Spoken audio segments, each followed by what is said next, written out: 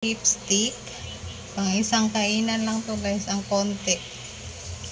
Kain tayo. Thank you sa pagkain. Nakabili ako ng beef worth 150 pesos. Mamarinate ko siya. Lalagyan ko siya ng paminta powder.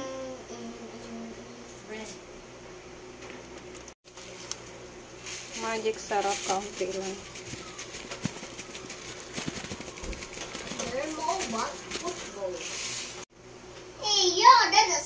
Garlic with season ng chili.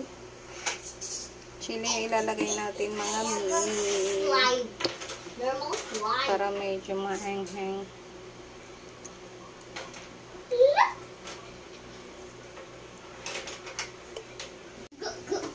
Kaunting toyo.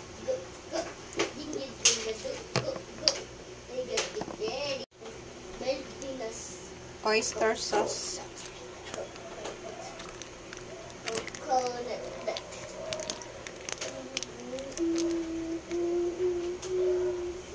Tapos yung bawang.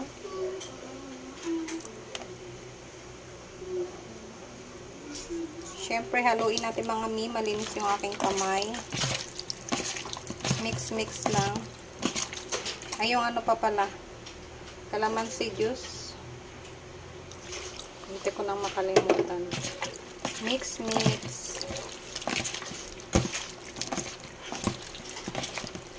Marinate lang natin ng 100 years. Para manuot yung mga pampalasa.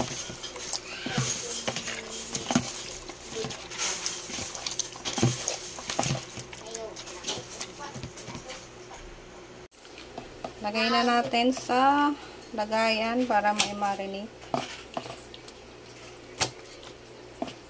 150 lang yan guys. Yan lang ang budget natin. Para makatikim ng beef.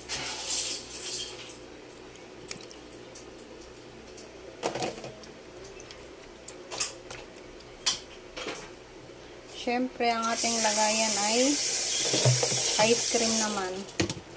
Kung dati ay diba? Sino na gumagawa nito guys? Sino nakaka-relate nito?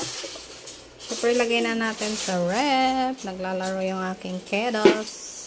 Ang aming ref na walang laman. Wala na namang laman.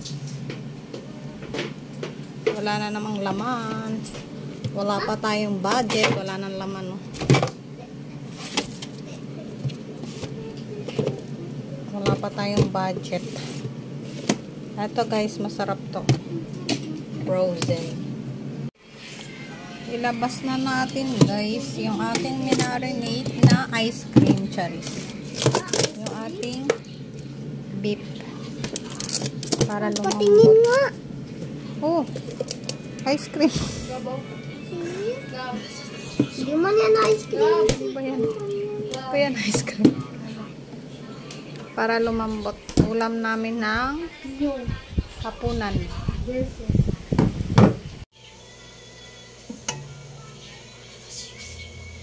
Ayan na yung beke guys. Palalambutin ko na siya.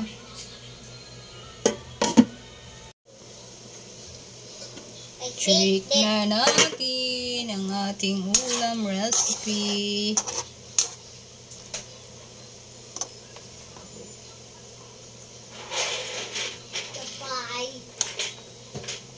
Taste. Sarap.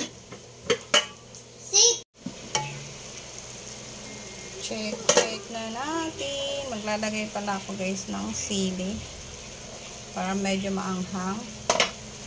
Lagay ko na yung sibuyas.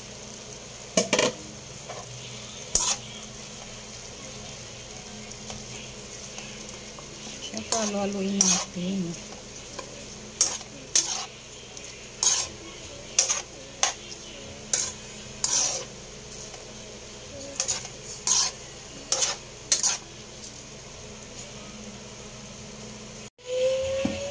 Check na natin. May konting sabaw-sabaw pa.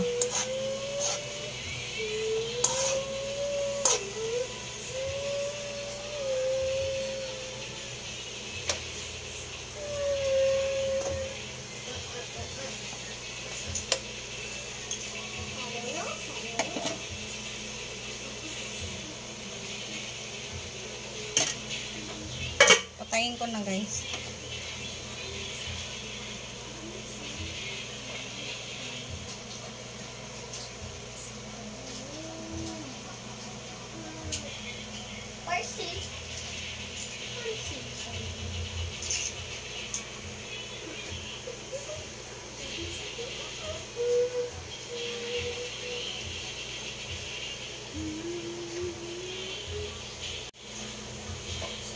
Ayan na, luto natin kalahating kilong beef stick. Pang isang kainan lang to guys, ang konti. Kain tayo. Thank you sa pagkain.